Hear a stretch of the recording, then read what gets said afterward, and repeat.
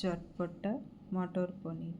এর জন্য সাদা তেলে পনিরটা পরিমাণ মতো নুন, হলুদ, কাশ্মীরি লঙ্কার গুঁড়ো দিয়ে ভেজে নেব। এরপর ওই তেলের মধ্যেই জিরে, তেজপাতা, পেঁয়াজ কুচি, গোটা গরম মশলা দিয়ে পেঁয়াজটা লাল লাল করে ভেজে নেব।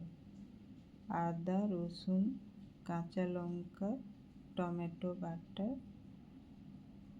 জিরে, ধনে গুঁড়ো, হলুদ গুঁড়ো, কাশ্মীরি লঙ্কার গুঁড়ো, একটু নুন, জল দিয়ে মশলাটি ভেজে নেব। এরপর মটরটা দিয়ে একটু কষিয়ে নেব।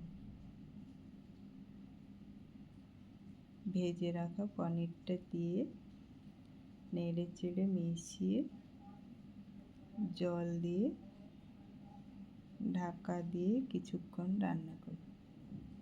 মটর পনির সিদ্ধ হয়ে গেলে জলটা একটু কমিয়ে গরম মশলার গুঁড়ো, চাট মশলা, কসুরি মেথি দিয়ে একটু মাখো মাখো করে নামিয়ে নেব।